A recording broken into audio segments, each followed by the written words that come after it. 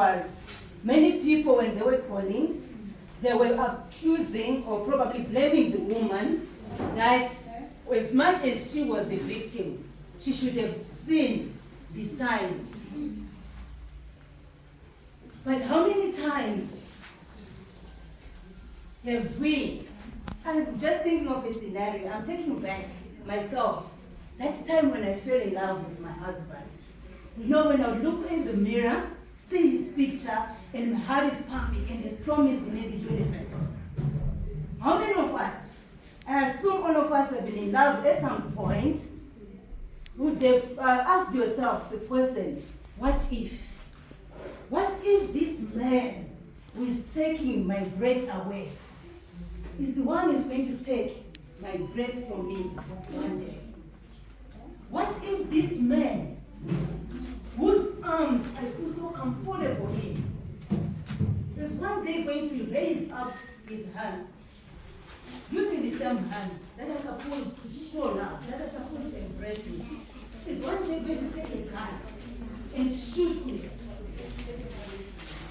Would anyone have asked themselves that question? What if this man I love so much, who is my husband, for my children, one day wakes up and sees our daughter attractive enough? I was listening on social media to a woman who was crying. She just discovered that her daughter was 6 months pregnant. The father of the child was the husband.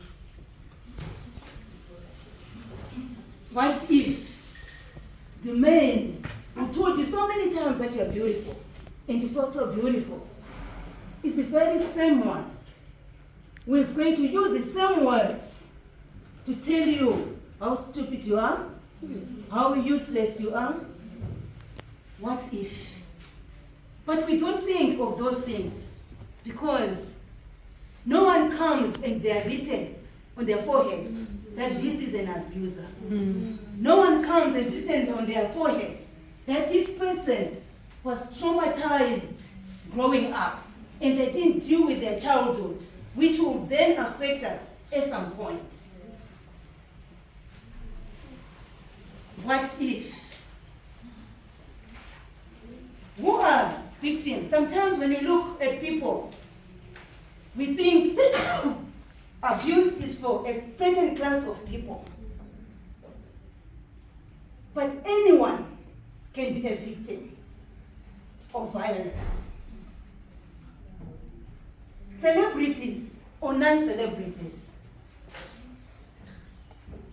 I remember the other day I got in the salon and I took a magazine and I started to read. And this celebrity was writing that she'd come to terms with their pain. And she wanted the world to know that she's been suffering and hiding it in the name of being that celebrity. She would say her husband used to beat her to pulp. I recall 2 years ago, there's a lady from Nigeria. She was a musician, she was quite well known.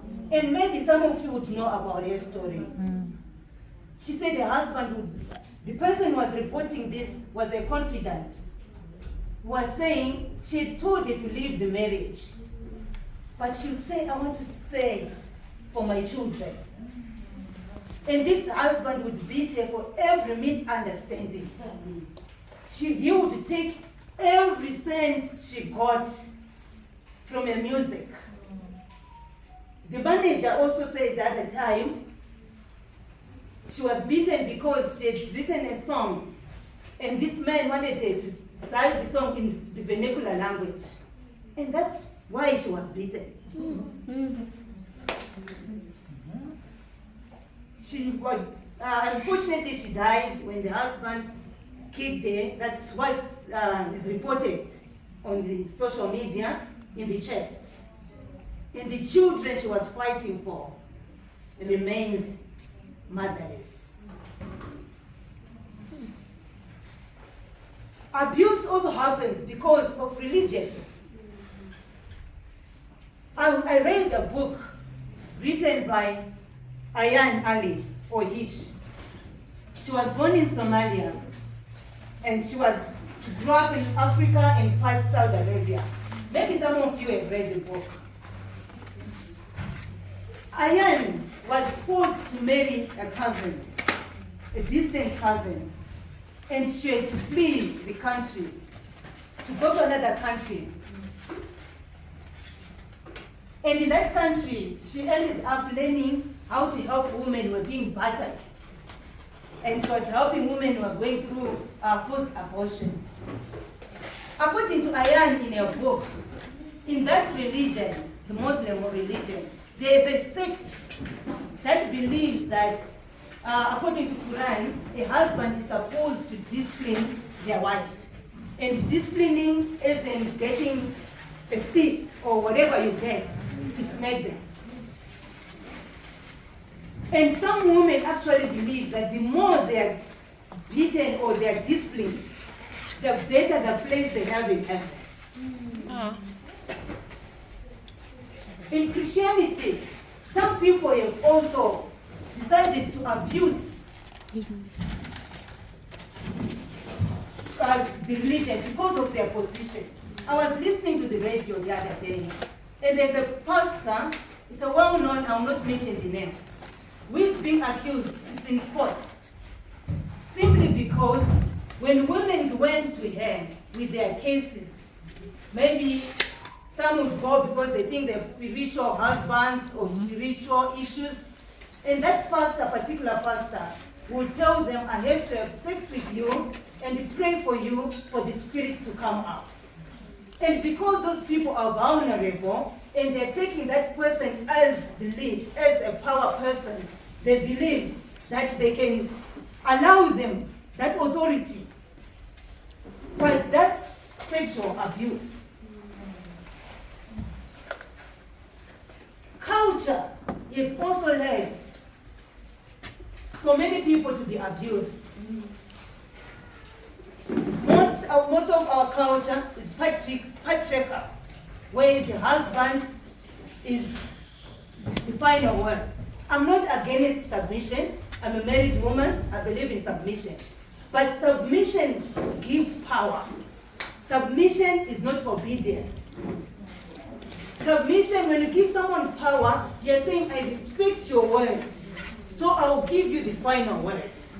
But if they don't respect that, and they are expecting you to jump when they tell you to jump, then they're taking away that womanhood, that person, that value that we have been created with as women, as she was talking about, that we're created in the image of God, and we have value, we are intelligent, so we have opinion.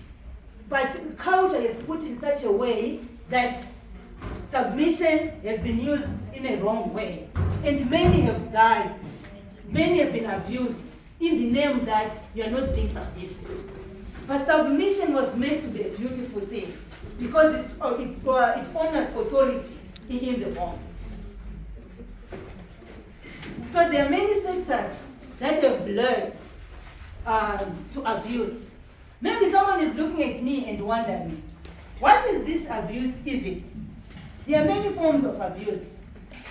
There's physical abuse. Physical abuse is when someone takes a rope and smacks you, someone punches you, someone denies you of medical help. If they are married to you or you're in a relationship, if you are sick, the right thing, if they love you, is just to take you to the clinic. But if they deny you that and they want you to experience pain, that's physical abuse. If someone prevents you from sleeping, I heard the story of a woman, unfortunately they say it's a pastor's wife, who for 6 months should sleep outside. I don't know how she made it. But that's also a form of abuse, but that's preventing someone from sleeping comfortably. Then we have emotional and psychological abuse. That's when someone looks at you and tells you, maybe you're a wife or a woman, you've ironed the shirt, and they tell you that A stupid person can only do such a work. They don't acknowledge you. They tell you how ugly you are. They tell you how much they regret you being in their life because you are so stupid. So emotional or psychological abuse is different from physical abuse in the sense that it cannot be seen. If you come to me and you tell me I've been told you're stupid, I have to prove it. But if you come with a wounded eye, it's easier to believe. So many people suffer from emotional and psychological abuse because no one can understand. You have to hear somebody looking down on somebody for you to believe. There is sexual abuse, and that happens. I've just told you about the story of a mom who was crying because a daughter was impregnated. Sexual abuse can be a man coming and touching your bum. If you're not comfortable with it, with a sexual comment, if someone tells you you're sexy and you tell them you're not comfortable, they come again, you're sexy, it's abuse. So any comment that you're not comfortable with, whether it's a relative, whether it's at work, whether it's someone, you have a right to tell them that I'm not comfortable because it's sexual abuse.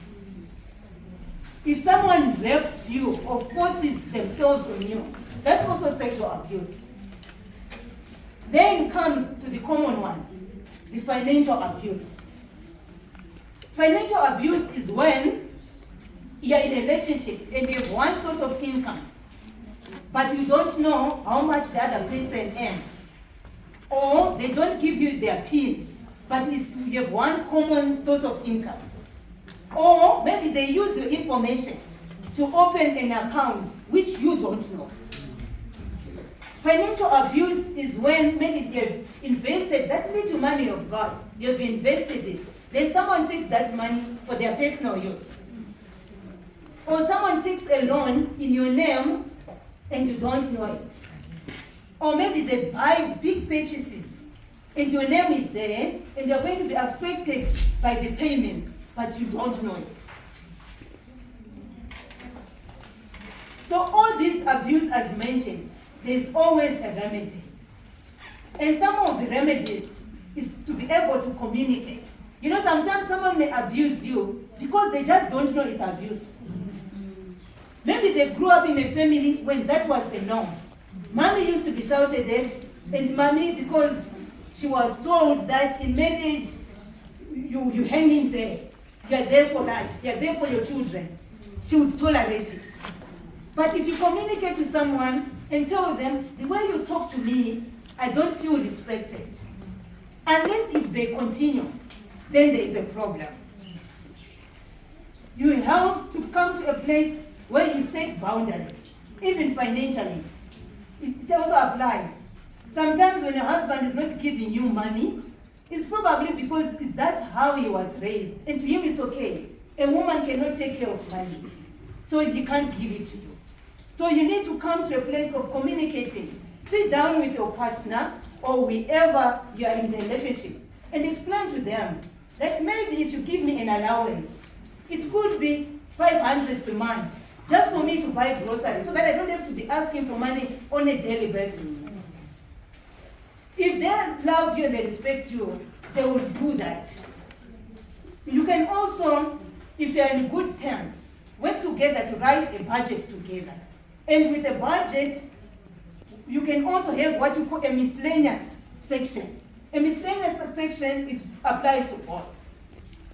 A wife and a husband. Where maybe you agree to yourself that on our budget, we each have 200 rands, 200 rands, and these 200 rands you can use it anyhow. You don't have to be calling your husband to say, oh, I saw this nice dress. So with some, it works that way. So you plan together. It's another way of managing that. You can also start a small business. Sometimes as women, we are so dependent on our partners.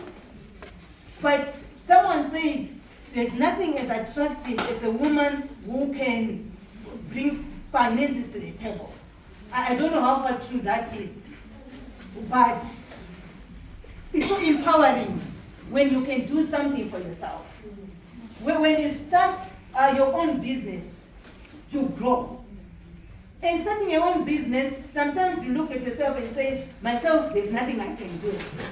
But sometimes it's that those things that you do every day. Maybe you know how you sew your curtains by yourself. It can be a business idea. You just need to know how to convince the next person to pay you for that. Maybe you can prepare magwinya, like my sister who I went to fetch.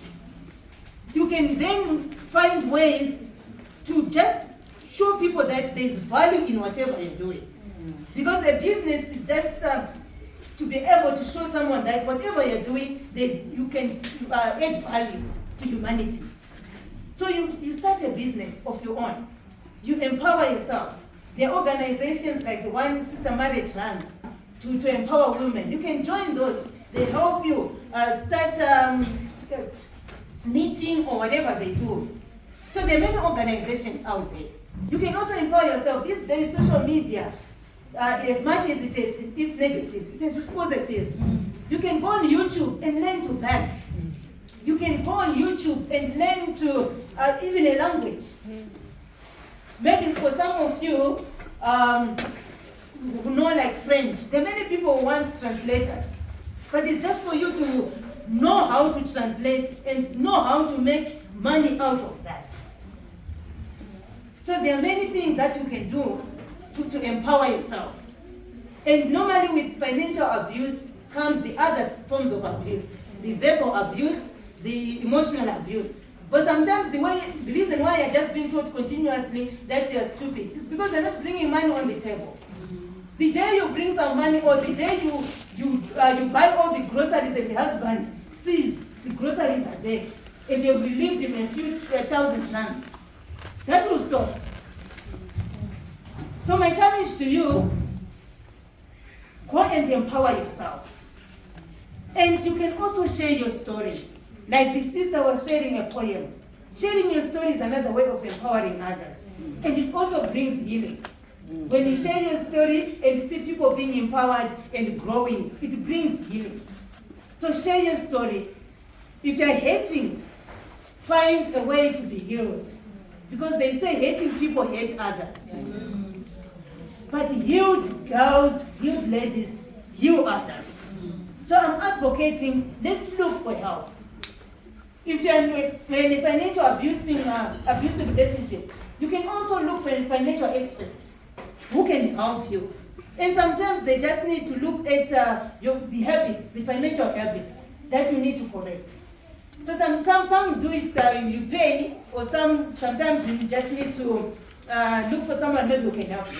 But look for an expert to help you, or a counselor. Some of these things you go through because you're afraid to get out of it. But look for somebody. Sometimes you just need someone to tell you, to say, love that woman in the mirror. Enough. And say no to violence.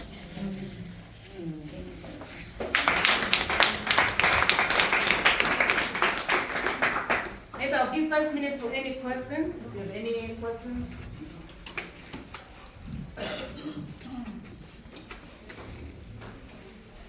Yes, there's a question there.